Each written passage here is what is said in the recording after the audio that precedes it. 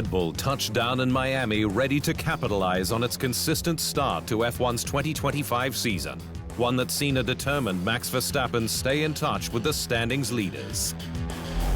After the first 5 races, the Dutchman is just 12 points behind McLaren's Oscar Piastri. While over in the constructors, Red Bull is 99 behind Team Papaya, with 87 of its 89 points from Verstappen.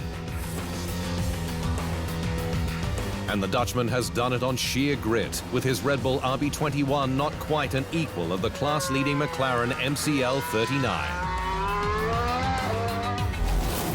Despite that, Verstappen has scored pole positions in Japan and in Saudi Arabia, and climbed the podium at 3 of the first 5 races, missing out with 4th in China and Bahrain, where he was 6th.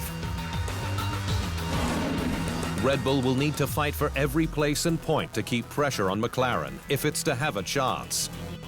As it did in Jeddah, where Verstappen and his team were furious about the Dutchman's 5-second penalty for avoiding Piastri at turn 1 on lap 1 and cutting the chicane.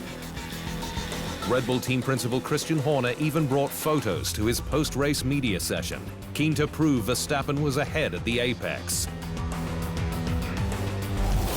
The stewards begged to differ, stating based on the driver's standards guidelines, it was therefore Piastri, car 81's corner, and he was entitled to be given room.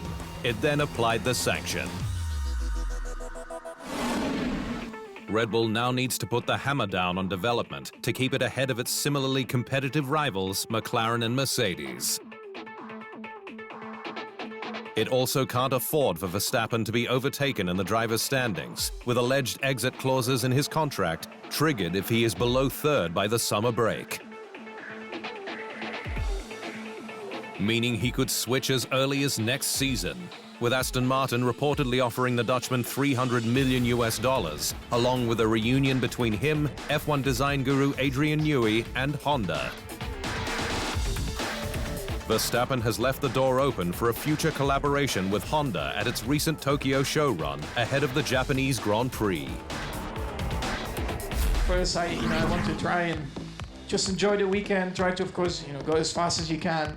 But it's more about also just remembering all that we have achieved together in the sport, and who knows, of course, in the future as well. What can be done. So it's like I would say it's like a goodbye for now. But that's it. And I'm still quite young, and you never know what happens in the future. But I'm of course incredibly thankful to Honda, for everything that they've done for me.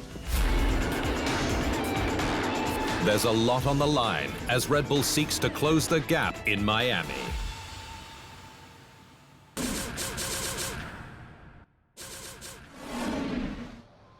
Thanks for watching. To stay up to speed on all things Formula One, make sure you hit the subscribe button.